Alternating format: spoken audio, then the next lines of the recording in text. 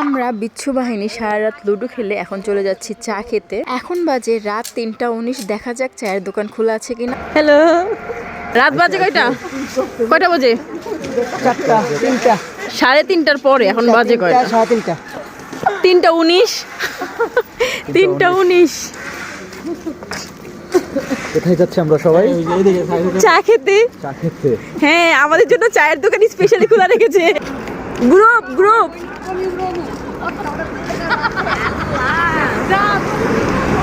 আমরা সব কাজিনরা মজা করতে করতে চায়ের হোটেল খুঁজতেছিলাম, আর আমরা বলছিলাম যে স্পেশালি আমাদের জন্য এত রাতে চায়ের হোটেল খোলা রেখেছে, কিন্তু না, আসলেই কিন্তু খোলা ছিল। আমার দাদুর বাড়ির এলাকা বলে কথা।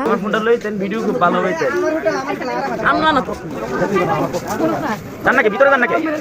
কিছু নাই তো, খালি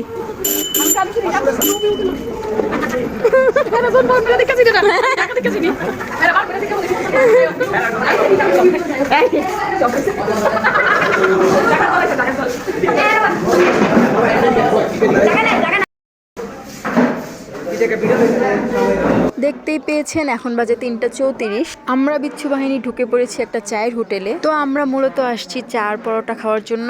লুডো খেলতে খেলতে আমরা ক্ষুধার্ত, তাই চলে এসেছি হোটেলে। তো ওইদিকে সামনে অর্ডার দেওয়া হচ্ছে, আর আমি ঘুরিয়ে ঘুরিয়ে হোটেলটা দেখাচ্ছিলাম। তো এদিকে কি একটা ইস্যুর কারণে আরেকটা ওয়েটার আসছিল, যে দেখতে পাচ্ছেন। ওয়েটার বলছিল আমরা বিরিয়ানি বা চিকেন কিছু খাবো কিনা, কিন্তু সোনিয়া আপু বুঝাচ্ছিল যে আমরা দাওয়াত খেতে খেতে এগুলাতে বিরক্ত, তো আমাদের শুধু চার পরোটা দেওয়ার জন্য। Hello waiter. এদিকে আমার চাচাতো ভাই খুব কেয়ারলি আমাদের জন্য চা নিয়ে আসছে, তাই আমি মজা করে বলছিলাম ওয়েটার। তো সেও আমাকে নাইসলি বলছিল ওয়েটার এদিকে আসছে না, আপনারা মহিলা বলে। 50-50 আমি পরোটা খাবো না। আমি আবার বলছিলাম যে আমি অর্ধেকটা পরোটা খাবো, কারণ আমার পেট অলরেডি ফুল ছিল। কিন্তু না, আমার চাচাতো পূর্বা বলতেছে যে না, খেয়ে দেখেন, মজা লাগবে, অনেক মজা। আসল কথা, পরোটা দিয়ে চা তো মজা, আমিও জানি, যদিও আমার চেয়ে বেশি ভালো মানুষের বেশি পছন্দ। তো এই চার পরোটা খেতে খেতে ভালো মানুষকে তো অনেক মিস করছি। আর চাটা যে মজা ছিল কি বলবো, একদম গরুর দুধের ঘন ঘন চা। চায়ের কালারটা দেখে বুঝতে পারছেন। চা পরোটা খেতে খেতে আমার চাচাতো ভাই, ওই যে দেখিয়েছিলাম চা নিয়ে আসছে সিনজন, সে আবার ডালবাজি অর্ডার করেছে, বলতেছে যে পরোটা দিয়ে ডালবাজি খাওয়ার জন্য।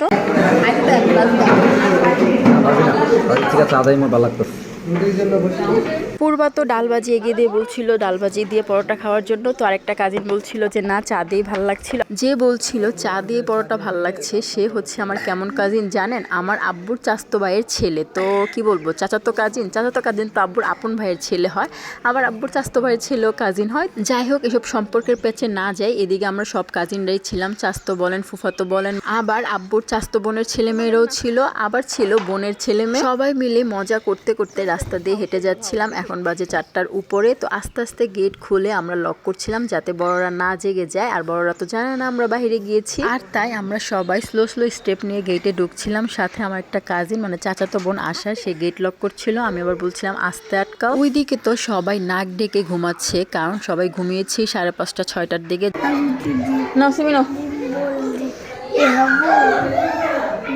আসো বাবা, এটা তুমি খাবে।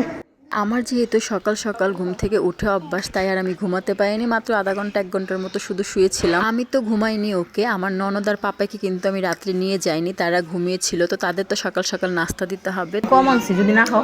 আর তাই মেজো ফুপি আমাকে ডেকে আমার ননদের জন্য আর পাপায়ের জন্য নাস্তা দিয়ে দিয়েছে। সাথে আমার জন্য দিতে চেয়েছিল, কিন্তু আমি বলেছি না, আমি নাস্তা করে এসেছি বাইরে থেকে, তো আমার জন্য শুধু একটা ডিম পোস্ট দেন। তো আমার জন্য একটা ডিম পোস্ট দিয়ে দিয়েছে। সাথে ছিল কালকের অনুষ্ঠানের গরুর মাংসের ঝোড়া মাংস, মানে গরুর মাংসটা অনেকবার গরম করার পরে যেটা ঝুরা ঝুরা হয়ে যায় সেটা।